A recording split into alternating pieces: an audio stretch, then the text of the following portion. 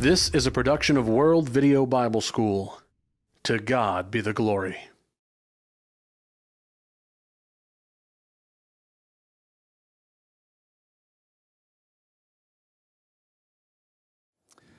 You are watching a series of lessons on the Sermon on the Mount from Matthew chapters 5 through 7, and I'm glad that you have chosen to watch this one today. The Jesus that exists in the minds of some people today is really not the Jesus of the New Testament. Some people have a concept of Him that they operate by that really is inaccurate. It doesn't reveal, or it doesn't express what the New Testament reveals about who Jesus really was. And specifically what I have in mind are those who think that Jesus was a non-controversial type of person, that Jesus was not someone who would insert himself into other people's affairs, and Jesus was one of those people that had the attitude of live and let live. You know, however a person wants to live is fine. He's not going to be controversial, and he's not going to call somebody out and say that they're wrong for their beliefs or how they live. That's the idea that some people have of Jesus. And you'll hear people try to justify their own tolerance of sin in their lives or in somebody else's by actually appealing to Jesus, that was the kind of person He was. Well, the truth of the matter is, a person cannot read the gospel accounts and come away with that idea of Jesus, not if they understand what the Scriptures actually say. And in particular, a person cannot read the Sermon on the Mount and come away with the idea that Jesus was a non-controversial, just live and let live kind of person. Jesus got very personal with people. He got up into people's business, and He did it in this sermon specifically. Already in this series, we have looked at the sections of the sermon in which Jesus inserted Himself into people's attitudes. In the early part of Matthew chapter 5, He inserted Himself into people's influence and example. He inserted Himself into people's relationship with the commandments of God. He inserted Himself into people's anger, into matters pertaining to lust. Jesus was not afraid to address those very personal matters, and He called on people to live a certain way and condemned certain other actions. Well, the same is true with what He's going to address in the section that we're studying at this time, and that is as He addresses the subject of divorce. And that was a hot topic then, and it's certainly a hot topic today. But let's look at what Jesus says about that in our text. This will be Matthew chapter 5, verses 31 and 32. And then once we look at that text, we'll also pull in some other texts where Jesus addresses that. Matthew 5, beginning in 31. Furthermore, it has been said, whoever divorces his wife, let him give her a certificate of divorce. But I say to you that whoever divorces his wife for any reason except sexual immorality causes her to commit adultery. And whoever marries a woman who is divorced commits adultery. Well, again, what we have here in the words of Jesus, as far as the format of it goes, is what He's done in previous sections of the sermon.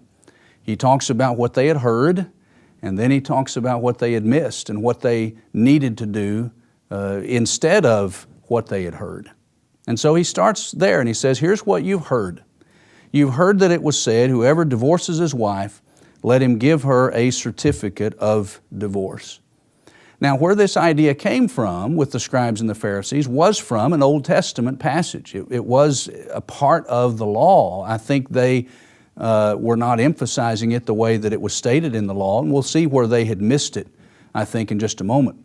But I think it's important for us to go back and see the passage from which they took their teaching, and that's from Deuteronomy chapter 24. verses 1 through 4. And I want to take the time to read that, and then we'll try to note some things about it that are important to remember. Deuteronomy 24, beginning in verse 1. When a man takes a wife and marries her, and it happens that she finds no favor in his eyes, because he has found some uncleanness in her, and he writes her a certificate of divorce, puts it in her hand, and sends her out of his house. When she has departed from his house and goes and becomes another man's wife, if the latter husband detests her and writes her a certificate of divorce, puts it in her hand, and sends her out of his house, or if the latter husband dies who took her as his wife, then her former husband who divorced her must not take her back to be his wife after she has been defiled. For that is an abomination before the Lord, and you shall not bring sin on the land which the Lord your God is giving you as an inheritance. All right, that's a rather lengthy reading, of course, but I want for us to notice some specifics from that passage that seem to have been missed in what the Lord said regarding the scribes and the Pharisees. Not that the Lord missed it, the scribes and Pharisees did, and He's calling attention to it. In Deuteronomy 24, Moses there is describing a series of events and how to handle a specific situation. And Deuteronomy 24 is, here's how you handle a situation when X number of factors are in play. And you see that by how the passage lays out. If this happens, and this happens, and this happens, and this happens, then do this. All right? And so that's how Deuteronomy 24 lays out. If several factors come into play, here's how you handle that. And I want you to notice very carefully that there is no specific command given in Deuteronomy 24 until you get all the way down to verse 4, where he says, the former husband must not take her back. All right? Now, prior to that, all you have are a series of if situations. If this happens, if this happens. Notice it. When a man takes a wife and marries her, and it happens, that this happens. She finds no favor in his eyes. And if he writes her a certificate of divorce, if he puts it in her hand, if he sends her out, if she becomes another man's wife, verse 2, if the latter husband detests her, and if he gives her a certificate of divorce, if he sends her out, if all of those factors come into play, then, verse 4, the first husband doesn't take her back. All right? That's what Deuteronomy 24 is about. If all of these scenarios happen, here's how you handle that situation. Okay? Now, when Jesus addresses this matter in the Sermon on the Mount, that's not how the scribes and the Pharisees were approaching that passage. Okay? And we'll see the difference in just a moment. But one quick thing before we leave Deuteronomy 24. Just because all of those if scenarios are listed, that doesn't necessarily mean that all of those if scenarios were themselves approved by God. Okay? Let me show you by way of another example what I mean by that. In the Sermon on the Mount, in Matthew 5, later in verse 39, Jesus is going to say, if someone strikes you on one cheek, then turn the other also. All right? Well, does that automatically mean that the first strike was right and authorized and good and holy? Well, no, not necessarily. He just simply says, if this happens to you, if somebody hits you on one cheek, here's what you're supposed to do. You turn the other cheek. It doesn't mean that the initial if statement signifies something that was right in itself. So when you come to Deuteronomy 24, all Moses is saying in this is, all right, if this set of scenarios happens, here's what I want you to do. But it doesn't necessarily mean that all of those if scenarios are themselves things that are right and proper. All right? So Jesus comes in the sermon and he says, here's what you've heard. Back to Matthew 5. Here's what you've heard. You've heard that whoever divorces his wife, let him give her a certificate of divorce. Well, is that the point of Deuteronomy 24? No. That's just one of those if scenarios. if this happens, if he gives her a certificate of divorce and he sends her away and blah, blah, blah, and then she marries another and he gets rid of her and all that, then here's the point. First one can't take her back, all right? But that giving the certificate of divorce is just listed in one of those if scenarios. So, but what the scribes and Pharisees had done was focused on the certificate. You see, they had focused on, if you're going to divorce someone, give them a written divorce, all right? And so from that whole scenario of if this, then this, they focused on one of those little phrases about giving a written certificate and had focused on that. And that's what they had heard. That's what all the people heard. If you're going to divorce somebody, give them a written certificate of divorce. Well, evidently, that's what their teachers, the scribes and the Pharisees, had zeroed in on in that whole context, and had ultimately concluded that as long as you gave the written certificate, then you could pretty much divorce somebody for whatever reason you wanted to. Because it mentions in there, if he, the husband, has found some uncleanness in her. Well, it's kind of a broad term, and the different rabbis had taken different approaches to that, and there were different opinions about that. But one of them was that it was basically any kind of fault that the husband found in his wife was reason enough for him to divorce her. And so they focused on that, well, as long as that written certificate is given, the written divorce is given, then whatever the reason is, whatever the uncleanness you think it is, that's immaterial, just have the written decree. So that's what they had heard. That's what the focus was. When they had missed the entire point and they were focusing on something that was of far less importance than the real main issue. And so that's why Jesus says, look, here's what you've heard. I'm going to tell you something else. I'm going to tell you what you missed and what you need to do to handle it.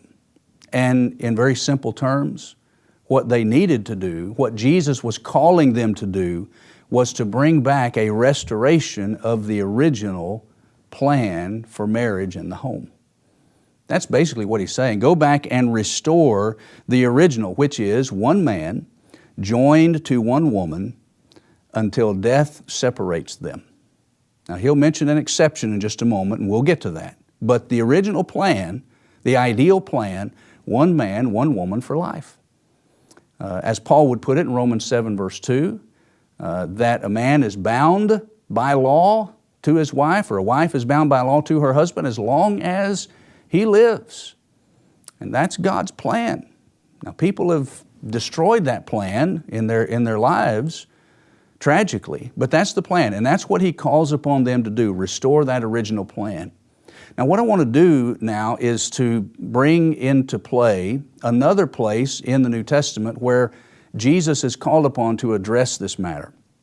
And he addresses it in a little more detail in the 19th chapter of Matthew, and we want to look at that to supplement what he says here in the Sermon on the Mount.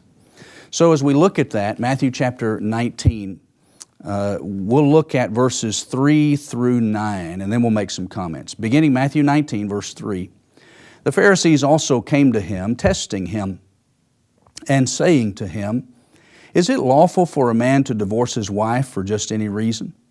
And he answered and said to them, have you not read that he who made them at the beginning made them male and female, and said, for this reason a man shall leave his father and mother, and be joined to his wife, and the two shall become one flesh? So then, they are no longer two, but one flesh. Therefore, what God has joined together, let not man separate. They said to him, why then did Moses command to give a certificate of divorce and to put her away? He said to them, Moses, because of the hardness of your hearts, permitted you to divorce your wives, but from the beginning it was not so. And I say to you, whoever divorces his wife except for sexual immorality and marries another commits adultery. And whoever marries her who is divorced commits adultery. So the passage there, again, is clear and harmonizes perfectly with what Jesus said in the Sermon on the Mount. But go back through and notice what this text in Matthew 19 reveals about the subject. The question of the Pharisees revealed a doctrinal dispute of the day, and that is divorce acceptable for any reason? I mentioned earlier that some of the rabbis had different approaches to that, and they did. Some were more restrictive and others were more open about it, or more loose with it. And so they come to Jesus. They want to know what He thinks. Is it lawful for a man to divorce his wife for just any reason? Now, in His answer, Jesus indicated that Moses did not stringently enforce God's ideal will. Jesus said to them that, first of all, calling them back to the original, haven't you read what it says in Genesis 2? That God joined them together? And then Jesus said, so what God has joined together, don't separate, don't pull it apart. And that's when they brought up Moses. And they said, well, why did Moses command to give a certificate of divorce and put her away? Well, the truth of the matter is Moses did not command that, not in Deuteronomy 24. Remember, the giving of the certificate is in the if statements. If a man does this, if a man gives her a certificate of divorce, and if he does this, and if these all other things follow, here's how you handle that situation. But again, they had focused in on the writing of the certificate and had taken that to be, well, as long as you do that, and Moses commands us to do that, then it should be okay. Well, that's when Jesus in His answer says, wait a minute, Moses allowed it. He doesn't concede the fact that Moses commanded it. He says Moses allowed it. And he permitted it and allowed it because of the hardness of your heart. So that did not reveal God's ideal will in the situation. It was something permitted that was not according to the way it had been from the very beginning. And so Jesus calls again the people back to the original ideal. And so then He offers then the only exception. He says, here's the ideal. Here's what's supposed to happen. Don't separate what God has joined together. One man, one woman for life. But He says, if then a man puts away his wife and marries another, he commits adultery, except unless he has put her away for, as New King James reads, sexual immorality. The term is translated in other places fornication, which is a very specific term. Fornication is a word that is kind of an umbrella term.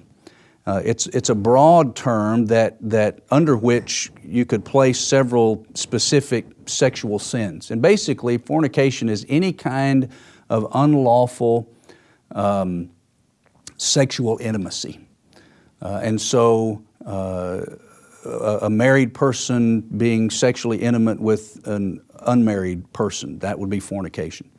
Two married people that are intimate with each other, but two married people not married to each other that are intimate, is usually what we refer to as adultery. That's fornication. Homosexual intimacy is fornication. And so there are a lot of specific sexual sins that would fit under that broad heading of fornication. So Jesus says, if an individual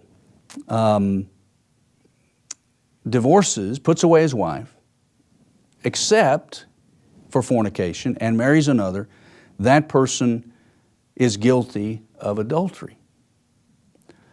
Now, if a marriage is dissolved for some reason other than fornication and a subsequent marriage is formed, Jesus says that that union is adultery. Civil declarations notwithstanding. You may have other people that refer to that as legitimate and right and holy and good. And civil rulers place their approval on things that God doesn't approve. But civil declarations notwithstanding, Jesus says that union is adultery.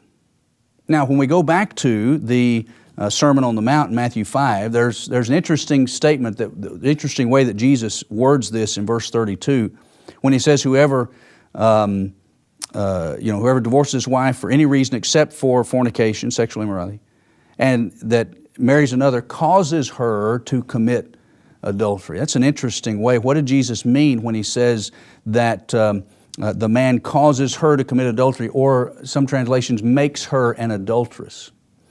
There are two schools of thought on this that I think either of them could be, grammatically speaking. He's using a figure of speech there, but whatever it means, it has to harmonize with everything else that's said in Scripture regarding this issue, divorce and remarriage. Some have suggested that the idea is this, that when a man puts away his wife for some frivolous reason, not for fornication, that it would cause that put away woman to be viewed as an adulteress by others because of the common perception being that she would not have been put away had she not been guilty of that sin. And so if he puts her away, he makes her an adulteress in the eyes of other people, is what some people think Jesus is saying there. One other possibility, and I think probably the one that I think fits best, is that a woman who is put away in that culture, a woman who was divorced in that culture, would be driven by the culture to find another man in order to make her life easier. And but because she would have no right to remarry, she would enter into an adulterous union.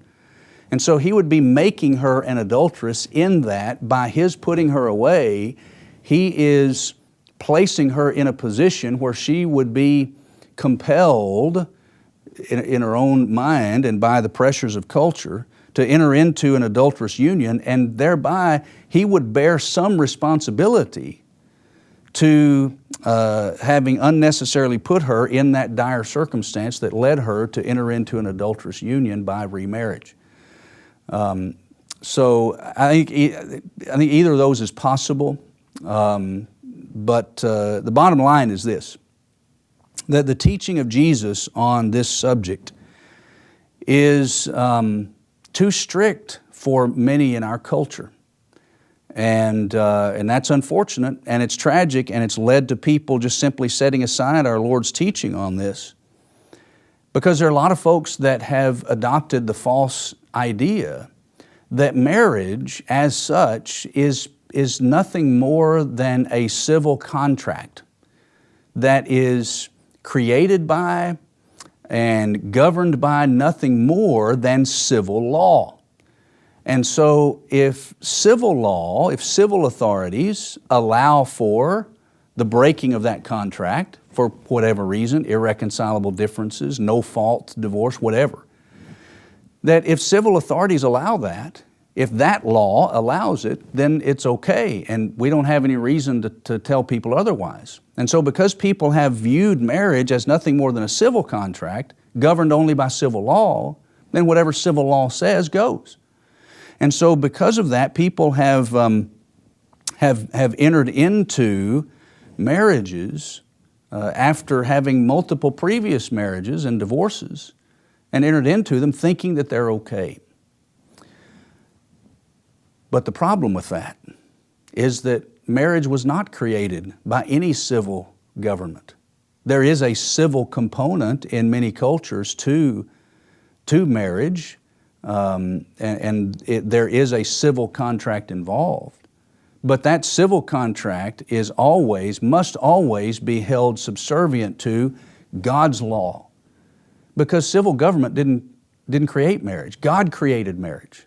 God is the one who created the institution, and because God created it, God governs it. And so what He says trumps any civil declaration. It has to be that way, because God's law is always above any mere human law. And so because God created marriage, God governs marriage. So you have situations now in which civil authorities have created these arrangements that they call marriages that God has never sanctioned. You know, there are some states in America that recognize and have created this arrangement where people of the same gender can marry, and they call them marriages. Well, the only problem with that is God never sanctioned that. God doesn't approve of that. And so, what are those arrangements? Are they really marriages? Not the way God defines it, not as God has said. So who's Whose law is going to be given top billing?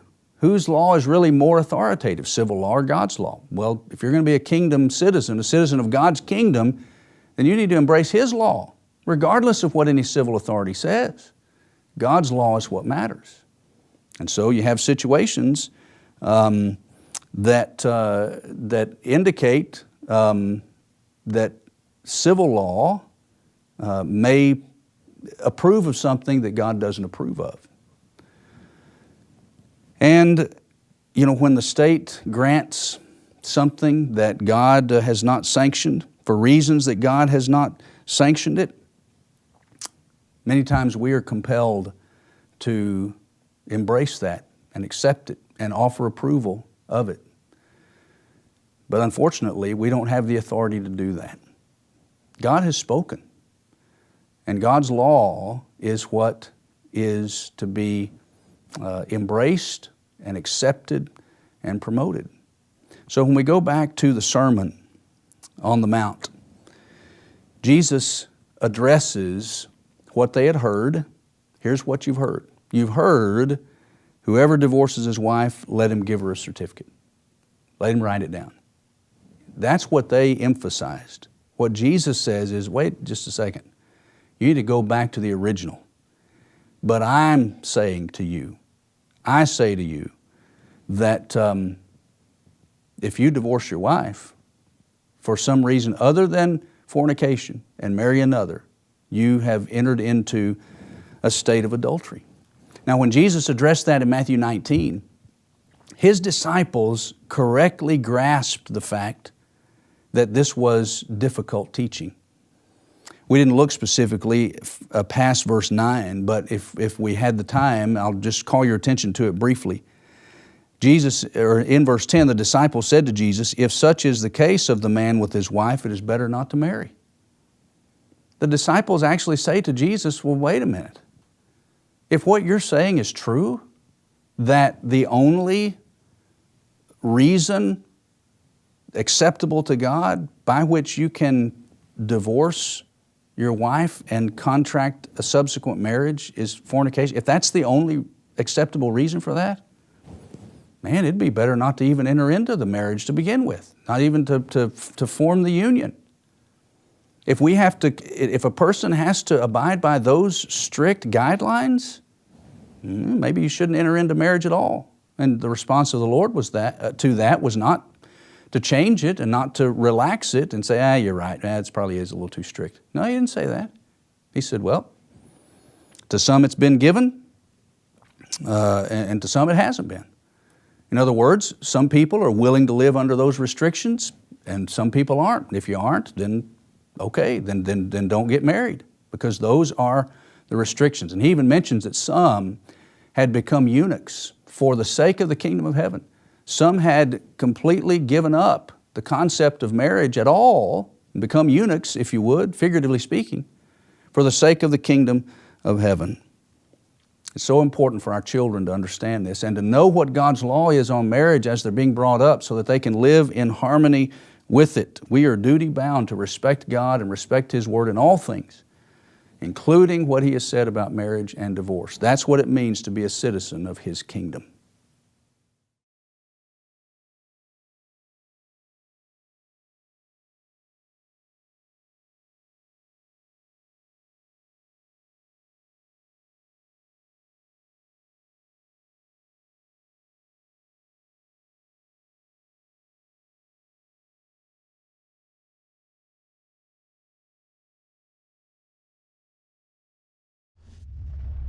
This is a production of World Video Bible School.